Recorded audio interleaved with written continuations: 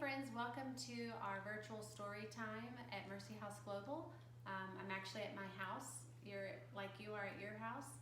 I wanted to talk to you guys today about the country of Guatemala, and our story today is called Abuela's Weave by Omar Castañeda.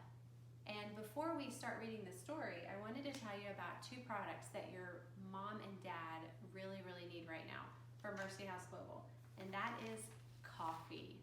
If you are at home like me, you need coffee to get through this season in life. We have one blend of coffee that was created just for Mercy House Global: vanilla, dark chocolate, and honey. It's grown in Guatemala, and it's by Airship Coffee Roasters. We have whole bean and ground, so make sure you tell your mom and dad after story time that they need to go online and support Mercy House Global with this delicious coffee. Abuela's Weave. Pull back hard, old Abuela said. Make it jolt so the threads stay close, like family. Yes, Abuela. Esperanza thrust the bolt through the opened weave and pulled the bar down with all her might. Next to her, Esperanza's grandmother, her Abuela, also kneeled in front of a backstrap loom. Both looms were tied to the same tree in the middle of the family compound. Esperanza's mother fed the chickens and pigs behind the main thatch hut while her father was off with her brothers in the field of corn, beans, and coffee. You're learning, Abuela said. Esperanza looked at her grandmother out of the corner of her eye. She knew that her Abuela was nervous about the market. Her mother said that the hoopoes and tapestries Abuela made could pull the wonder right out of people, but these days more and more goods were made by machines. Esperanza worried that people would tease Abuela about her birthmark, as some kids have once done. They had started a rumor that she was a witch, and now many people were frightened to buy things from her. Daydreaming again? Abuela asked. Yes, Abuela. Well, the old woman said gruffly, get busy, because there are too few days left. You still have a lot of work to do, and there will be many other people selling the same things you have. Don't worry, Abuela. I'll be busy until we leave.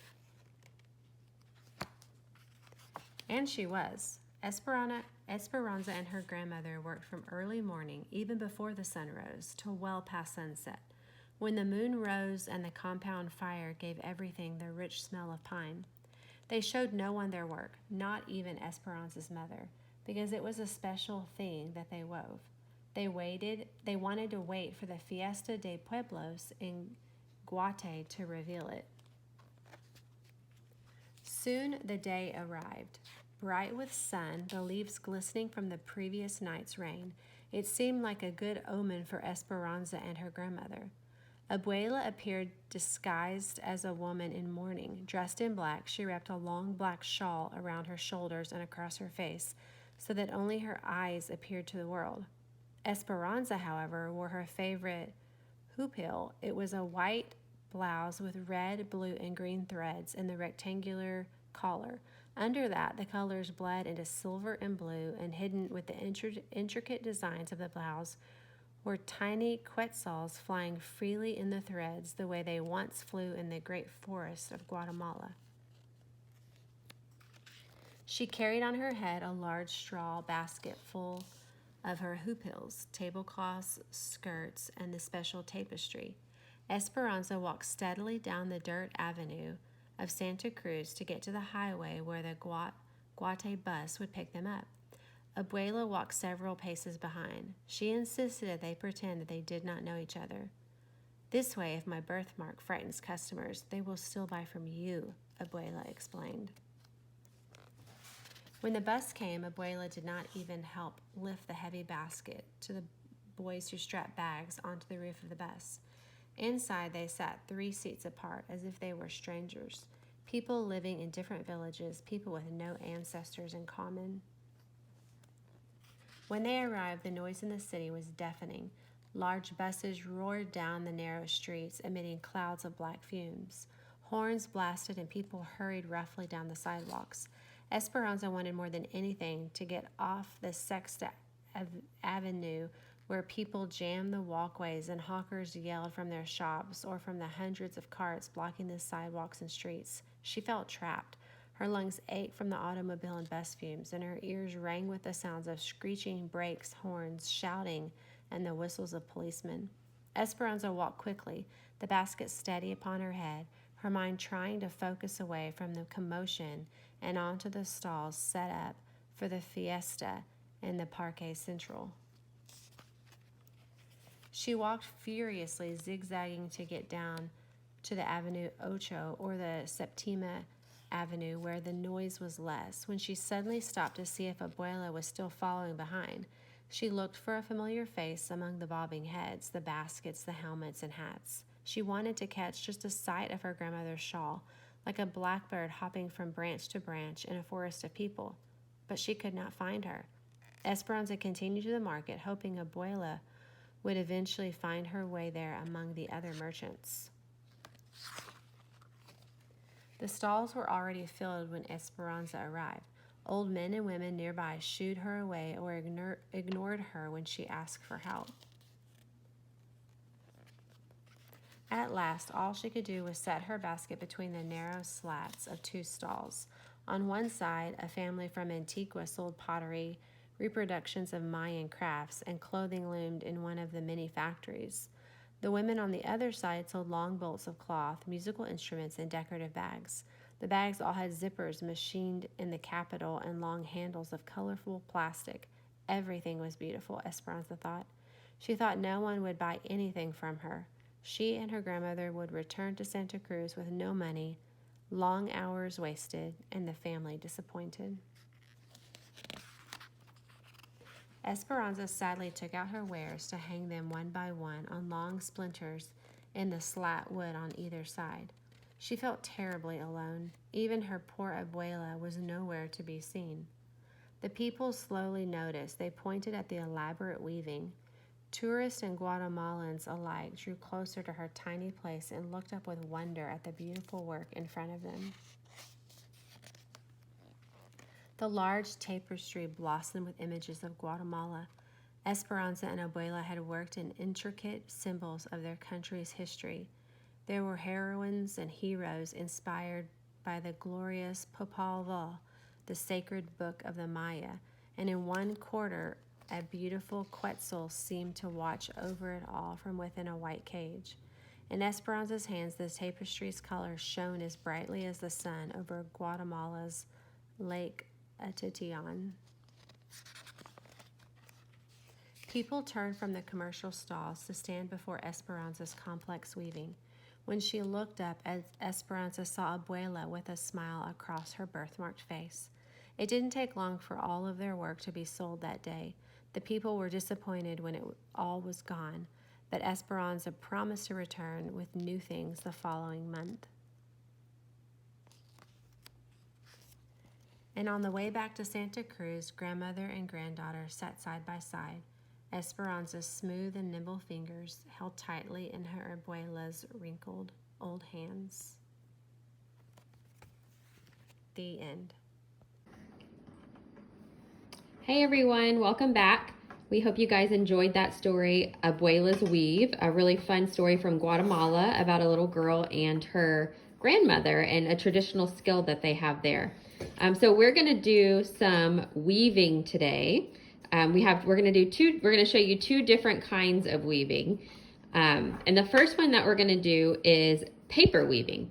So Allie's got some supplies here. Allie, do you want to show them what they'll need? So you will need a ruler, scissors, a pencil, and two different types of colored paper. That's right. And the first step that you're going to do is you're going to choose one of your colors that you want to cut up to be your strips. So that's the one that you're going to do the weaving with. So Allie, what color are you choosing? Blue. Okay, so Allie's going to choose blue, and she's going to cut it into strips.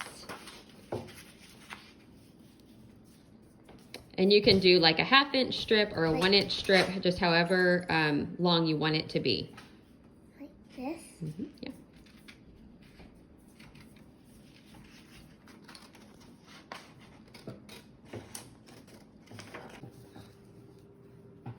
Okay, so Allie cut all of her paper into strips about a 1/2 inch to 3/4 inch width. And then we also went ahead and did our paper. So what you're gonna do is you're gonna take your other piece of paper, you're gonna use your ruler, and you're gonna make a 1-inch frame around the paper. So it's 1 inch from each side. And then you're gonna do about a 1/2 inch to 3/4 inch line all the way across. And this part doesn't have to be perfect, so moms, don't feel like this has to be a perfect part. So now what we're gonna do is we're gonna take this paper and we're gonna cut these lines, but we're gonna leave the frame intact. So the easiest way to do that is to fold it. Fold it, Allie. Don't make a crease though. There you go. So you're gonna fold it like that, and then you're gonna make a little snip on the line, just like that. And then you'll open it back up and you'll cut it all the way across. So we're gonna do that for all of our lines. All right, so Allie has cut all of her strips. So if you look here and you see we cut each one all the way up to the line. So don't cut past the line or you won't have a frame to do your weaving. All right, so now we're gonna start weaving the pieces in and out. So you're gonna take one piece, and we're not gonna secure it yet. We're gonna do that at the very end. So if you can kind of see, she's gonna it'll move in and out right now, but she's gonna weave it in and out, over and under. That way it has room to move around. Oh, wait, I think you skipped one. So she's gonna go over that first one.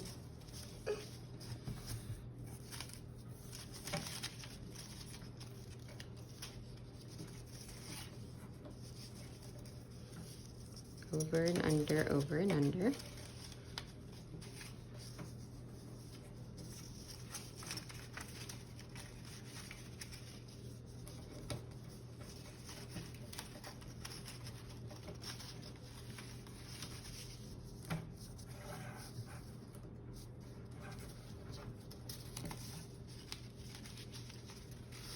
I think you skipped that last one. Oh.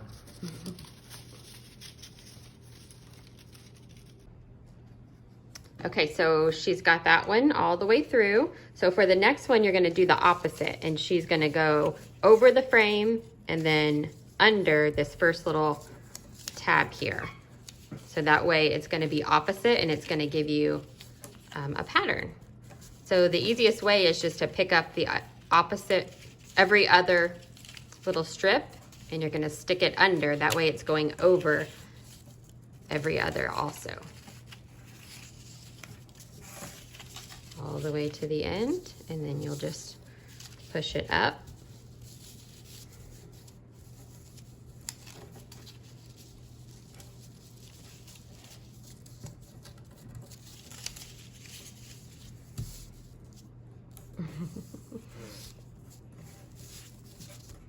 There we go, and that starts your pattern. So then for the next one, you're gonna go back to this first one. You're gonna go under and then over, under and then over. And then you're gonna keep doing that till you get all the way to the bottom. Okay, so Allie's got her paper weaving done over here. So the next step to finish this off is that we want to, all of these little tabs here on the front side, and then we're gonna turn it over and do the back, but we're gonna do all the fronts first. So all you do is lift it up, put a little bit of glue, and then just press it down. And then you're gonna do that to each tab. Put a little bit of glue, press it down. And then when you get done with the whole front side for both edges, then you're gonna turn it over, and you're gonna do the same for these on the back side. So all of the little edges that are sticking up, you're gonna put a little dot of glue, and then you're gonna press them down. You're gonna do that on both sides. Okay, so to finish this off, we've got all of our little tabs glued. So what are we gonna do now, Allie?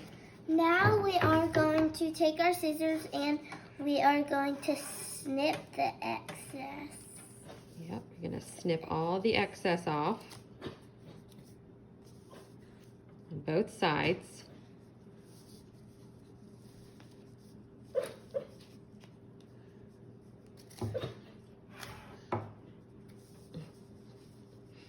Our dog is dreaming over there. She did that earlier. She sounded like a chicken. Done. Okay, and there you have it. Your finished little mat that you paper weaved. You could use this for a placemat. You can also take it and it will, you do it like a cylinder. Can you do it like a cylinder, Ellie? And you put a little piece of tape there. You can make it into a, what do you call those things? A wind, you know, where you put the little streamers at the bottom and you hang it up outside. Oh yeah, like that. Like that. What do you call that? Above you. A wind. A wind catcher. Wind catcher, something like that. You put the little streamers at the bottom and you could hang it up outside and watch the wind. Mom, show them. Like that. Kind of deformed. Mm-hmm. Did you make that or not? So the second type of weaving that we're going to do is actually on a small little plastic loom. And this is actually from, I think, Hobby Lobby or Michael's or a craft store. You can make these with wood and nails. We'll put directions in our resource packet. But this one is just a little plastic one that's from a craft store. So we've already gotten started. So Gracie, tell us what you've already done to get this started. So I just took the little pieces and I just put them horizontally on the two pegs. So these are pieces of like pantyhose. Yeah. So if you have pantyhose or leggings that you don't use anymore, you could cut them up and use those also for this. But we got these also at just a local craft store.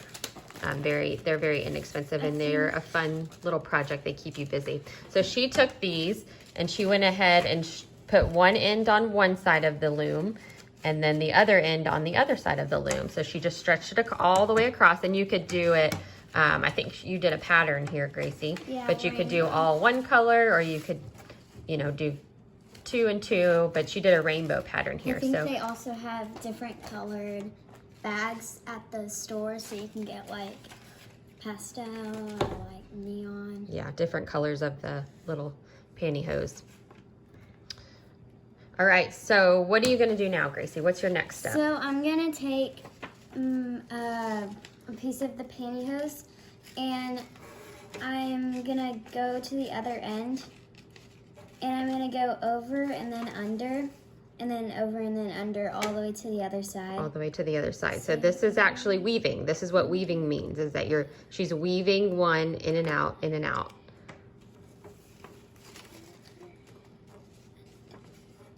This is really good for your fine motor skills.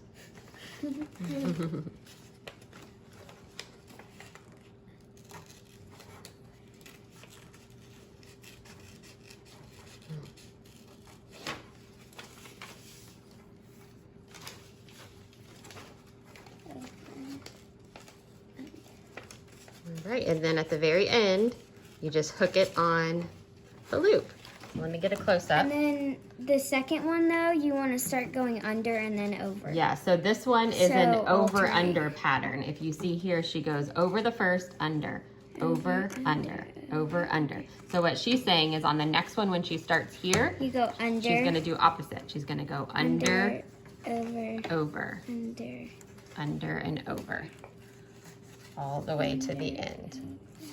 And then you just keep repeating that kind of pattern where you're doing opposite each one. And it makes a really cool little weaving pattern. Okay, so Gracie went ahead and finished her whole loom.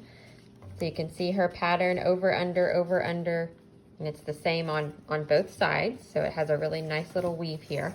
So now she's gonna show us how to finish this off on the edges, and then she's gonna show us her finished product.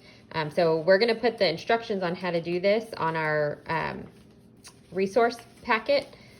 we'll put a YouTube video on there on how to take it off the edges. But she's going to go ahead and show us. So you're gonna take either corner, doesn't matter, but you're gonna take the one to the left and the one to the right, and you're gonna put the one to the right through the white one, and then you have a little loop over this piece of pantyhose, and then you're gonna take the orange one or whatever color you have, and you're gonna put that one through the pink one, and you're just gonna keep doing that for the whole thing basically. And then at the corners it's the same. So you do that all the way around. You pick it up, you loop it through, and then it attaches. There might have been a little tool that maybe came with your piece of loom. That would probably be easier than doing it with your hands, but we probably don't know where that is. See? All right, and Gracie is finishing up the last edge. It gets harder down here because all the strings want to come off. Because they're all loose now, so it gets a little bit harder towards the end. Okay, so Gracie is coming right up on the end here. She's done all the looping through, and that's the very last loop, so you pull it through. Might not that fast, but... And then you can kind of make it look like it's not deformed. Straighten it out. And there's your coaster. You have a little coaster. She has a pile of them that she's made over here. So if you take a little bit of time and straighten out the edges. You can put beads on them and then tie the ends right here. I've just done a lot of different patterns. A lot of different patterns. And stuff like that. Yeah.